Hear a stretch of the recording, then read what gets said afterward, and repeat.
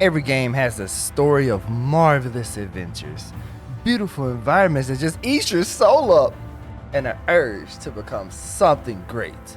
But this story right here, has to do with this guy. Wait, where did he go?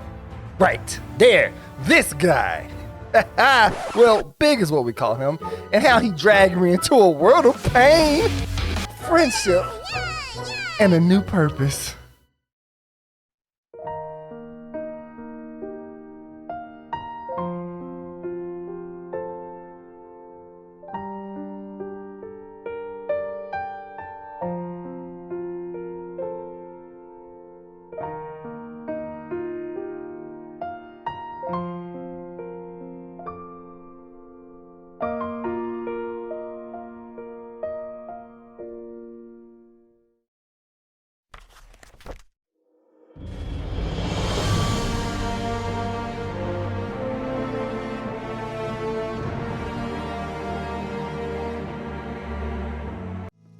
Well, you see, it all started when I was in the free company. The free company was called, you know what? Never mind, that isn't important. What is important is this! This big hunk of Brazilian warrior made of 1,000 muscles no woman could... As a casual Final Fantasy player, never in my dreams would I have been presented with an opportunity to join a raid group. A savage raid group at this. The horrors. The sweat, the long hours of dedicating myself to constant wiping until that one satisfying win. Oh my God, how could I ever? I'm in! But before I had time to ask about the team, I was dragged away into an abyss of Nidhogg Extreme. Mayor, I'm so excited. This is my very first serious raid. How exciting! I'm going to take my time, learn each mechanic, and become the very best that I can be.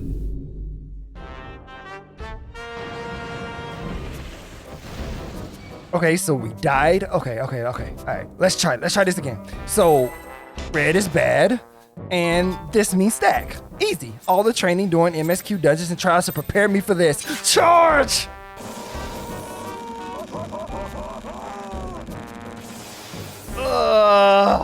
How could this have happened? What is this? After all these years of training, for what? Stack? Spread? Red is bad, but we continue. We continue to die. What? Oh, what kind of monster is this? I killed him in Heaven's Ward. How is it this bad?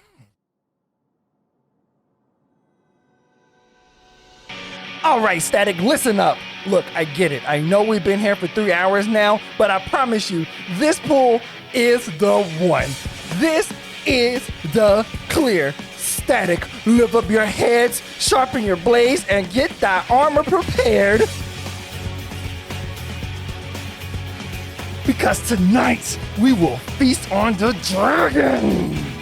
So we actually didn't beat him, so we decided to move on to E9S. E9 was a true shot at savage content, where men, women, dogs, and cats come to become gods, where we strike our foes down with great power, and we make our mark in the Final Fantasy XIV Book of Heroes, baby. Yeah, that's me.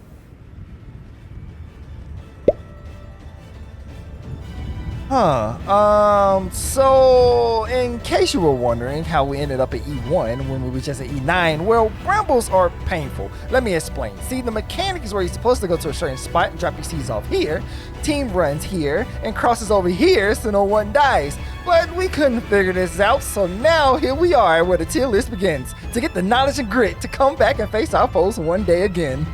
So E1 actually wasn't that bad, but the cutscene was horrible because each time you died, you had to rewatch it. But beside that, it was pretty easy. But E2 didn't make much sense to us, so we just brute forced our damage to this poor soul to send it back to Brazil.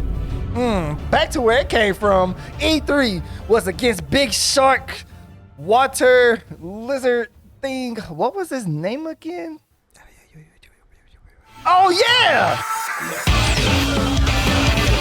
He wasn't terrible, just kept pushing us off the map. I think it was once? Or was it twice? Okay, it was about 42 times. But eventually, After being bathed in Leviathan bathwater, he too fell to his demise. Now E4S, Big Daddy Titan himself. Let's just say, have you watched Avengers? If you replace Thanos with Titan and us with the Avengers, that pretty much sums up how this fight went. You should have gone for the head. Mayor, remember me. Tell him I loved him. After conquering E4S, we decided we were ready for a real challenge. But not the challenge where you're hoping you're going to win Crackpot by hitting the random number option and praying to Yoshi P would never win it in 10 years. The challenge of an ultimate. But not any ultimate. The ultimate of all ultimates. UCOB. So to save y'all the trouble of pain of expressing the 1,000 deaths we had before we even saw phase 2 of this fight, allow me to summarize. A muscular afro samurai chat of a man who picks his hair every 2 minutes joined the group, but not with the power of 1 DPS, but the power of 2 DPS.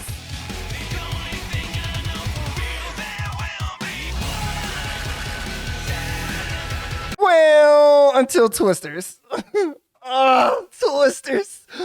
Why Twisters? The agony. Let me quickly explain. So in UCOB, random people get these tornadoes under their feet. And as soon as the cast bar goes away, you're supposed to move and not step on them. Sounds easy, right? Nope. Because your teammate can step on them for you. One false step from anyone and you're getting sent straight to Brazil. My bad, Big. To the wall of death. Looking like a fly that got a little too close to grandma's cookies. Dead. After about 2,274 wipes, we decided we would start with an ultimate that was known to be a little more easy. Ooh.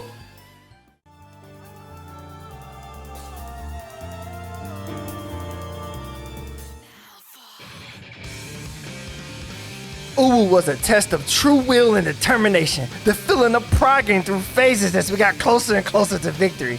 This is also where we met our favorite backflipping Dragoon Jaeger. That boy couldn't miss the wall. Nice. But one thing he could do is sweet talk any person by calling them cutie. Oh, it makes me blush every time. Also, we met Frenchie, who was an angel of a healer. Well, actually she wasn't even close to an angel at all because she murdered Mare during Uwu by meme rescuing him into an infant dash. But because of that, the rest of the group gave her a 10 out of 10 for her creativity. We asked her to join the group because who doesn't enjoy watching men suffer? Anyway, there is nothing better than the feeling of taking out each primal one at a time. Garuda, Ifrit, Titan. Oh, we're on our way to beat this thing. Wait, is that Endwalker? So, peeps, I know we're about 3/4 of the way through Uwu, right? But wouldn't y'all rather play, the shiny new Endwalker expansion? We can always come back later and beat them, right? I think that's a great idea. Let's go.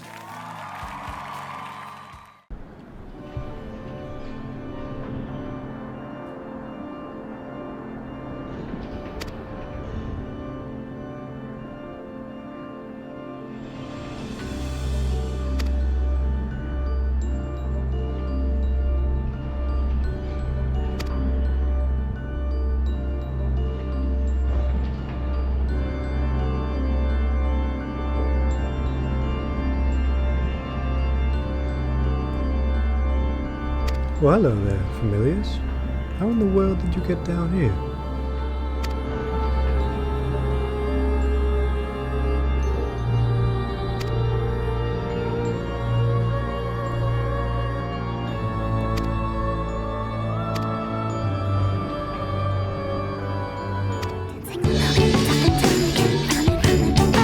Oh, I see. You all must be the tour group we have scheduled for 7 PM. Well, before we begin, I must mention that there is no food allowed down here, so please...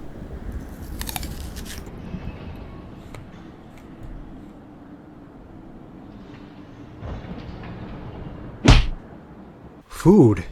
You dare bring food into this hallowed establishment? This tour is over. You will not leave this place alive.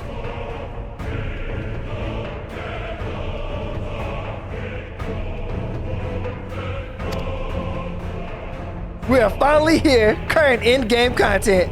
All of our training, all of our sacrifice, the blood, the sweat, and the Fantasias.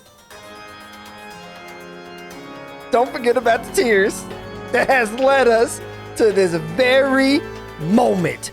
You, big boy. P1S, where this mountain begins. How hard could this be? Guys, what is this number countdown in my head? Does anybody know what it means? Why is it red? It must be a bug or something. Don't worry. Okay, that wasn't right. Let's try this again. So now there's tiles on the floor? Is this tic-tac-toe? Where are the X's and O's? How do we stand 3 in a row? Did all that just rhyme? Oh, what is this thing? How am I supposed to do this blind? Who on earth can sit down and just figure this mess out? Okay, all right, I'm just gonna Google it. So the color debuff means we have to stand on a certain marker? Oh, the tiles are for very specific rows. Okay, listen up. If you have a red 4, 8, 12, 16 debuff, you go here. If you have a purple 4, 8, 12, 16 debuff, you go here. This is about to be the one shot, one kill, since we now know what to do. Charge! What the?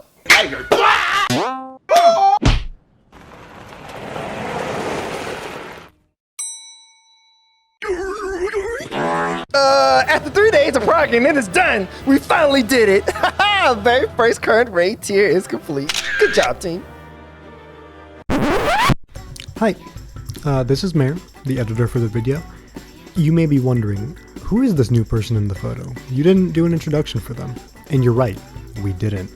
That's because Jay didn't write her into the script. Her name is Alyssa.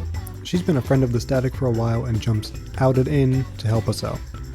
Now, she's very sweet, and we love her with all of our heart. So, Alyssa, if you're watching this, we love you, and we appreciate you. Now, back to our regularly scheduled program. Is this what it means to be a god?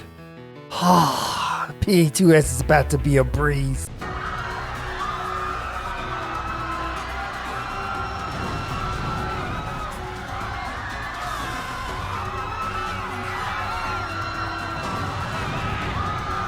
This abomination! What is this thing? What do the numbers on our heads mean? Why does he keep jumping on us? Is water even wet? Okay, alright. This boss wasn't that bad outside of Limit Cut, but the horror of having to stare at his face was painful. But P2S felt good. It felt empowering. We could feel the blood of the raid gods flowing through our veins. And we was ready to enter P3S.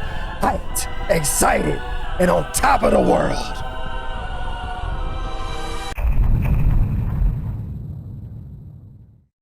Oh, look.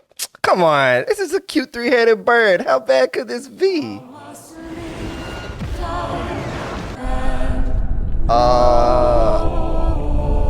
What?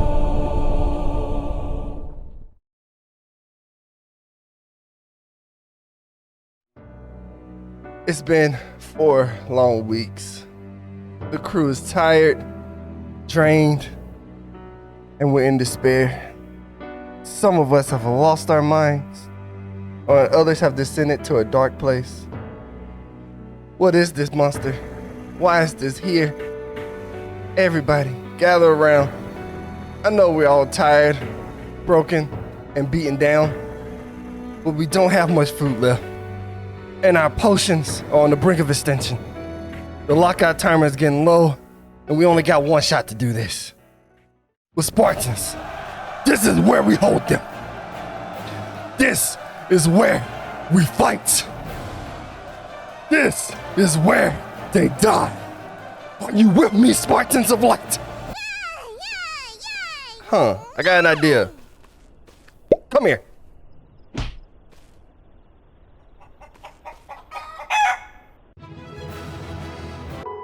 We did it. We actually did it. The bird was defeated. As I look around on the joy of everyone's faces.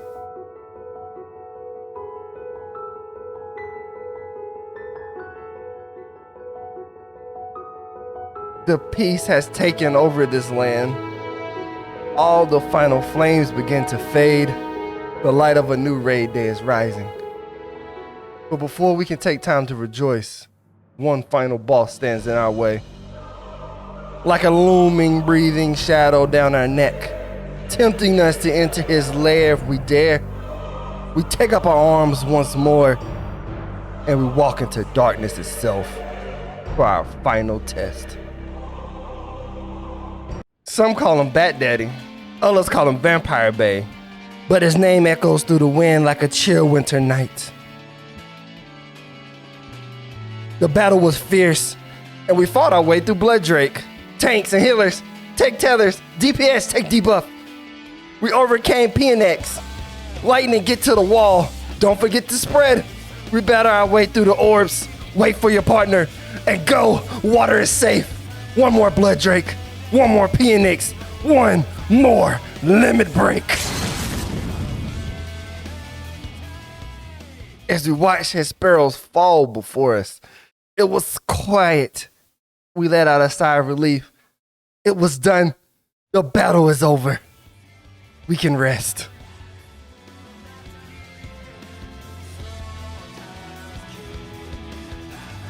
What the fuck?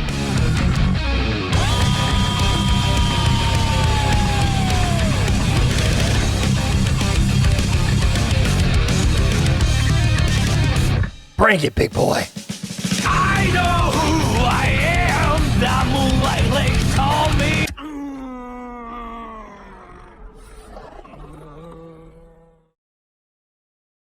As the smoke clears, the sweat falls. We look to see Hesperos finally defeated. As I look around the group with joy, I realize something that has never dawned on me until this very moment. Yes, raiding is about getting clears and gear. But the heart of raiding, the core of raiding, is the friends you make along the way. The laughs you have, the cries you share, the excitement that you experience together.